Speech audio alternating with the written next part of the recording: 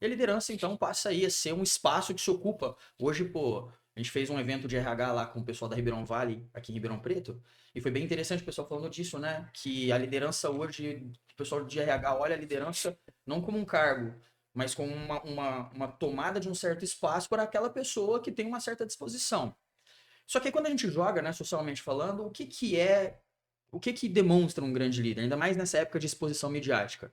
Pô, o grande líder é um cara que tem muito seguidor, é um cara que fala coisas que ressoam positivamente nas pessoas, né? Hoje a gente vê muito isso, a gente vê é, pessoas que, inclusive, não conseguem sustentar isso a longo prazo porque não tem, né, uma musculatura de liderança real, principalmente na internet, né? Que surgem como figuras de autoridade, como figuras de liderança, pô, milhões de seguidores, falam coisas que são pertinentes, mas você começa a ver que ela não sustenta aquilo porque ela tá falando o que os outros querem ouvir. Então ela tá vendendo, né, negativamente ideias que ela mesma não vai conseguir sustentar. E aí entra aquela questão, né, que eu acho que é muito forte, que Jesus trouxe, que a liderança ela não é sobre a aclamação, não é sobre você ter os seguidores, não é sobre o aplauso, não é nem sobre gostarem de você, tá? Mas sobre você ter uma missão e você ter foco nessa missão. Então, antes só de abrir aqui, Renan, só para ajudar a complementar aqui, isso biblicamente é muito claro. Quando Jesus vem, o que acontece? Ah, chegou o nosso rei. Ele vai acabar com os nossos opressores. Tinha uma ideia do rei guerreiro Vai nessa destruir o época. Império Romano. E não só o Império Romano, né? O Império Romano era o inimigo da vez, porque, pô, se vier os egípcios, vão ser os egípcios depois, quem vier agora vai tomar tinta. E não foi o que aconteceu. Ele veio por um motivo muito claro. Ó, eu vou apresentar o reino dos céus, vou trazer a boa nova e vou salvar almas. E todas as vezes que querem forçar Jesus a mudar de caminho, ele se retira, vai orar, volta e fala: olha, eu não estou aqui para isso. Eu não estou aqui para punir quem não acredita em mim, nessa época, né? Eu estou aqui para trazer essa boa nova, para tentar salvar as almas e levar vocês para o reino do céu. O resto é resto. Então o que a gente vê ali, na verdade? Uma postura de abnegação.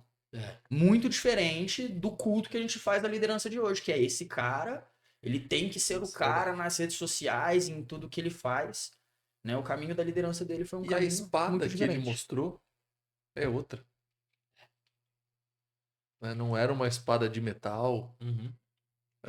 afiada para enfiar na barriga de ninguém, nem para cortar a cabeça de ninguém. Exatamente. Ele traz a espada como sendo, aí sim, a palavra deixada por ele, o ensinamento deixado por ele, a sabedoria deixada por ele é a espada, onde a gente vai à guerra com a Bíblia. Né? Uhum. A espada foi substituída pela Bíblia. Nossa, é muito doido vocês falarem isso, porque assim, o grande ponto, eu vejo que um líder, ele, primeira coisa é, se lidera para algum lugar.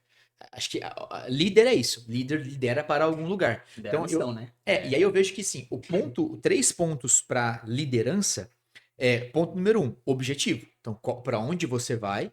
E aí o líder, a função dele é ajudar para que as pessoas ajudem a cumprir esse objetivo e se desenvolvam nesse caminho para cumprir esse objetivo. Então, assim, cara, qualquer outra coisa, né, de um líder, até como o Botura falou, esse louvor ao líder, cara, o líder não tem que estar preocupado com isso. O líder tem que estar preocupado com objetivo, desenvolvimento e atuação. Então, os meus liderados estão fazendo o que tem que ser feito, eles estão comprometidos junto comigo no objetivo e eu estou ajudando eles a se desenvolver nesse caminho. E aí, vocês me dão licença para eu dar uma palavrinha aqui rápida? Até peço desculpa, mas esses dias, falando sobre essa questão de liderança, do líder não querer, o líder abnegar, né, esse reinado, a gente começou a fazer a trilha aqui e vários pontos foram surgindo dentro do nosso ambiente, né? A gente percebe como a trilha começa a romper algumas bolhas do nosso meio, algumas pessoas começam a vir ter perguntas, né? Perguntas sadias em relação à nossa atuação. Exato. Parece E que eu já sei aí, o que ele vai dizer, manda bala. e aí, esses dias, alguém me perguntou assim, cara, quem que você acha que você é para ir a público e ensinar sobre o caminho de Jesus? Por que que você acha que você tem que falar isso? E aí, galera, não sei se alguém já falou isso pra vocês. É, em nenhum momento eu fiquei abalado em relação a eu sentir se eu deveria fazer isso ou não.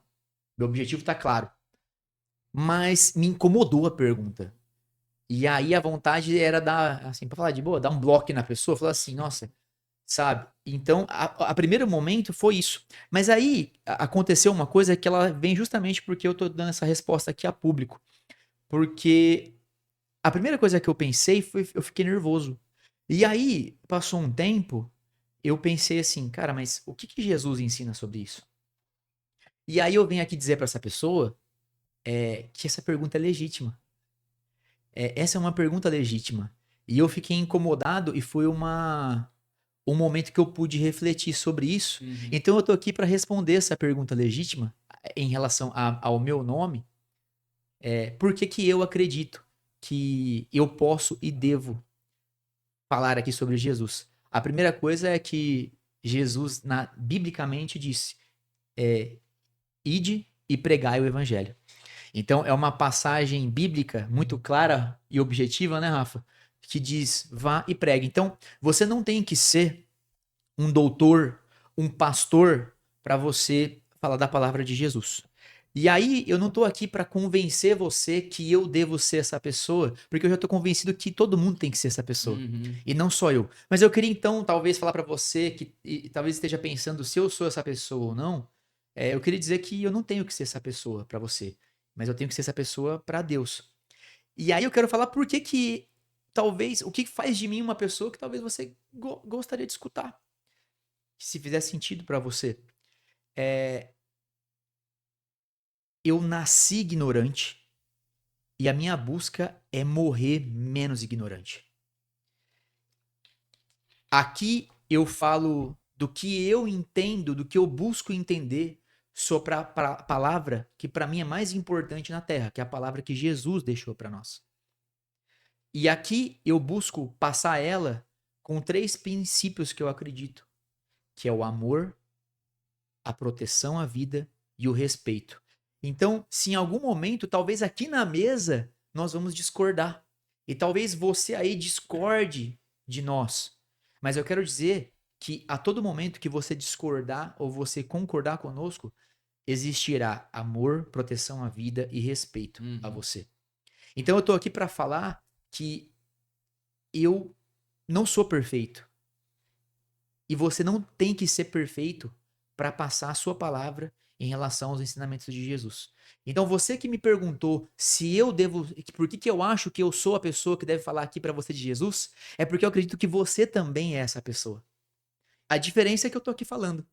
Essa é a diferença. A diferença é que eu estou aqui falando o que eu acredito com amor, com respeito e com proteção à vida. Uhum. Mas a diferença é que eu estou aqui falando e você está aí se perguntando por que que eu deveria estar aqui falando. Acho que essa é a diferença. Então eu não quero, como o Botura trouxe, eu não quero o seu louvor, eu não quero a sua adoração, porque a gente está aqui para direcionar o caminho que a gente acredita em Jesus e não para ter louvor e adoração.